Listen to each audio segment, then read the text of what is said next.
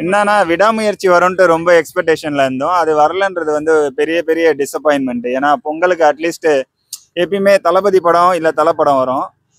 நாம என்ன நினைச்சிருந்தோம்னா சரி விடாமுயற்சி போய் பார்க்கலாம் பொங்கலுக்கு அப்படிதான் நினைச்சு வச்சிருந்தோம். அது ரிலீஸ் ஆகலன்றது ரொம்ப ரொம்ப தல ரசிகர்களுக்கெல்லாம் ஒரு அப்செட் தான். தல படம் பாத்தீங்கன்னா பொங்கல் ரிலீஸ் ஆகல. அவங்களுடைய ரசிகர்லாம் எந்த அளவுக்கு பாத்தீங்கன்னாக்கா இருப்பாங்கன்னு நினைக்கிறீங்க? அதான் தலைய வந்து பொங்கல் அன்னைக்கு போய் பார்த்தா அதுதான் அவங்களுக்கு பொங்கல்னு நினைச்சிருப்பாங்க. சில பேர் தல பொங்கல்னு கூட நினைச்சிருப்பாங்க. அத வந்து இல்லன்றது வந்து நெறைய பேர் ரொம்ப எப்படி சொல்றதுன்னா, பயங்கர மன உளைச்சல்ல தான் இருப்பாங்க தல ரசிகர்கள் ஃபுல்லா. இப்ப நெறைய படம் வருது. இருந்தாலும் அது தல படம் வர மாரி அவங்களால ஈக்குவல் பண்ண முடியாதுல்ல. தலைய போயிட்டு ஸ்க்ரீன்ல பார்க்கலாம் அப்படின்னு நெனைச்சிருப்பாங்க. அதுவும் இல்லாம இந்த படம் ரொம்ப ரொம்ப நாளா இழுத்துட்டு இருக்காங்க. அதுவே ரொம்ப கடுப்பா தான் இருக்காங்க தல ரசிகர்கள். ஏன்னா, இவ்ளோ பெரிய பிரேக் அதிகமா இருந்ததில்ல. இந்த படம் ரொம்ப நாளா ரிலீஸ் ஆவாம பயங்கரமா இழுத்துன்னு இருக்காங்க. அது பயங்கரமா தல ரசிகர்கள் அப்செட் தான். கடவுளே அஜித்தே என்று பத்தி சொல்றாங்க. போஸ்ட் சொல்றாங்க. அதை பத்தி உங்களுக்கு ஆமா, அந்த கடவுளே அஜித்துன்றது பயங்கர வைரல் ஆயிடுச்சு. ஆ என்னன்னா, அஜித் சார் பேர எங்க சொன்னாலுமே பயங்கரமா அதிரும்.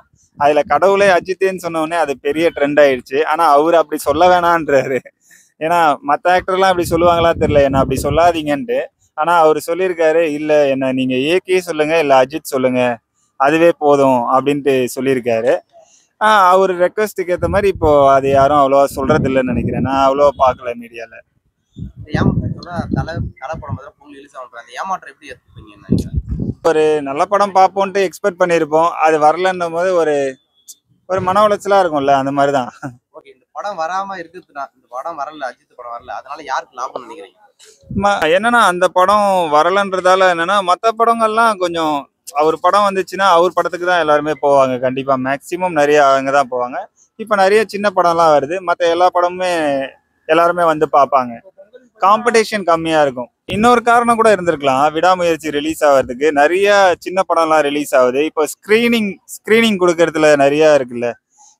இப்போ அவர் படம் வந்துச்சுன்னா, அவருக்கு தான் நெறைய ஸ்க்ரீன் குடுக்க வேண்டியதா இருக்கும். அப்ப சின்ன படம்லாம் நெறைய ஸ்க்ரீன் கிடைக்காது. அதனால கூட தள்ளி போட்டிருப்பாங்கன்னு நெனைக்கிறேன். ஆனா தவிர்க்க முடியாத காரணம்னு சொல்லியிருக்காங்க. படத்துல இன்னும் கொஞ்சம் ஒர்க்லாம் இருக்கா என்னன்னு தெரியல. பண்ண வேண்டிய ஒர்க்லாம். அதுதான். இப்ப ஆனா சின்ன படங்கள்லாம் கண்டிப்பா ஓடும். நெறைய படம் நல்லா ஓடும். நிச்சயமா.